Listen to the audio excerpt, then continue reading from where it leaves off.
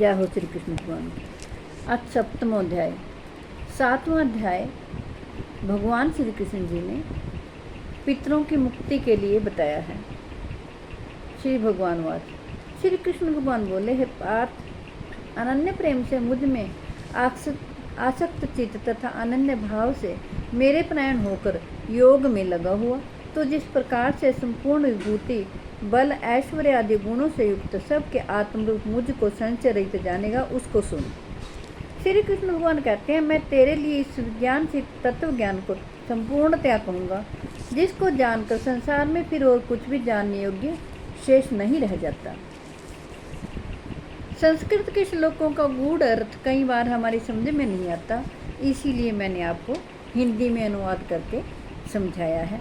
मैं आशा करती हूँ आप सभी इसका लाभ उठाएंगे। श्री कृष्ण भगवान कहते हैं, मैं पृथ्वी में गंध और अग्नि में तेज हूँ तथा संपूर्ण भूतों में उनका जीवन हूँ और तपस्वियों में तप हूँ।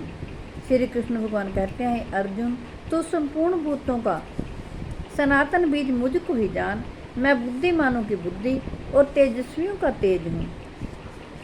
श्री कृष्ण भगवान कहते हैं, हजारों मनुष्यों में कोई एक मेरी प्राप्ति के लिए यत्न करता है और उन यत्न करने वाले योगियों में भी कोई एक मेरे प्राण होकर मुझको तत्व से अर्थात यथार्थ रूप से जानता है। पृथ्वी, जल, अग्नि, वायु, आकाश, मन, बुद्धि और अहंकार भी इस प्रकार यह 8 प्रकार की विभाजित मेरी प्रकृति है। इस 8 प्रकार के भेदों वाली तो अपरा अर्थात मेरी जड़ प्रकृति है, और हे महाबाहो, इससे दूसरी को जिससे यह संपूर्ण जगत धारण किया जाता है, मेरी जीव रूपा परा अर्थात चेतन प्रकृति जान। हे अर्जुन, तू ऐसा समझ कि संपूर्ण भूत इन दोनों प्रकृतियों से ही उत्पन्न होने वाले हैं और मैं संपूर्ण जगत का प्रभव तथा प्रलय हूँ, अर्थात संपूर्ण जगत का मूल कारण हूँ। हे धनंजय, मुझ में स्थित मुझ में भिन्न दूसरा कोई भी परम कारण नहीं है। यह संपूर्ण जगत सूत्र में सूत्र के मणियों के सदृश मुझ में गूंथा हुआ है। हे अर्जुन, मैं जल में रस हूँ, चंद्रमा और सूर्य में प्रकाश हूँ, संपूर्ण वेदों में ओंकार हूँ, आकाश में शब्द और पुरुषों में पुरुषत्व मैं हूँ। श्री कृष्ण भगवान कहते हैं, हे अर्जुन, तू संपूर्ण भूतों का सनातन बीज मुझको ही जान। मैं बुद्धिमानों की बुद्धि और तेजस्वियों का तेज हूँ। हे भरतश्रेष्ठ, मैं बलवानों का आसक्ति और कामनाओं से रहित बल अर्थात सामर्थ्य हूँ और सब भूतों में धर्म के अनुकूल अर्थात शास्त्र के अनुकूल काम हूँ।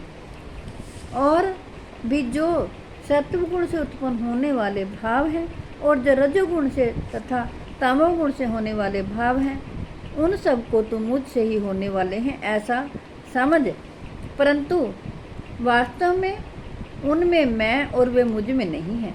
गुणों के कार्य रूप सात्विक, राजस और तामस, इन तीनों प्रकार के भावों से यह सारा संसार प्राणी समुदाय मोहित हो रहा है।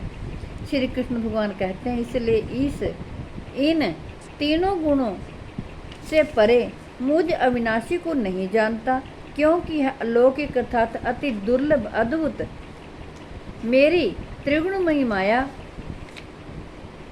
जय हो श्री कृष्ण।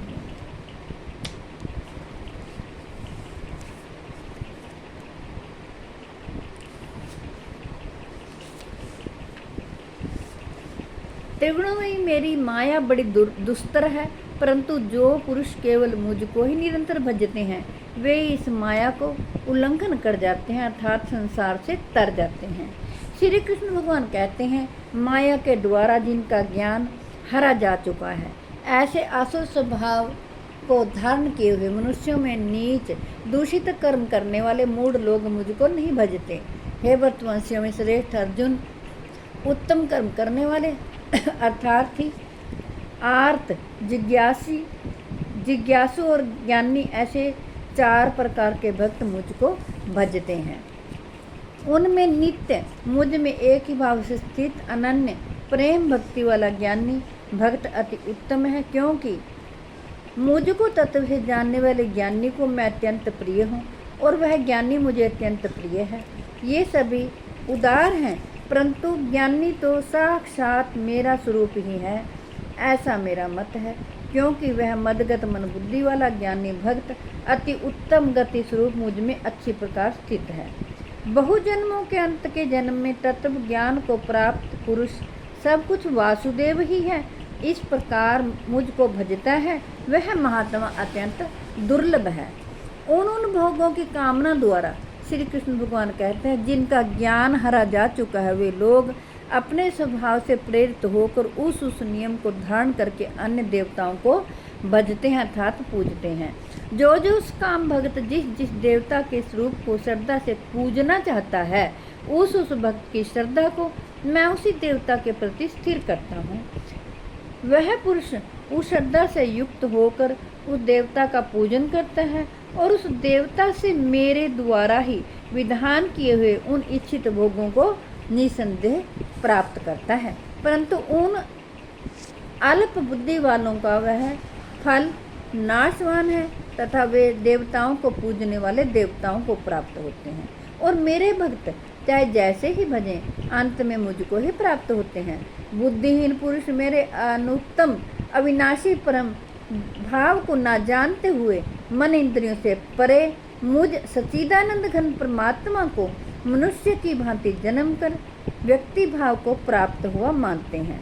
श्री कृष्ण भगवान कहते हैं, अपनी योग माया से छिपा हुआ मैं सबके प्रत्यक्ष नहीं होता, इसलिए वह अज्ञानी जन समुदाय मुझ जन्म रहित अविनाशी परमेश्वर को नहीं जानता, अर्थात मुझको जन्मने मरने वाला समझता है।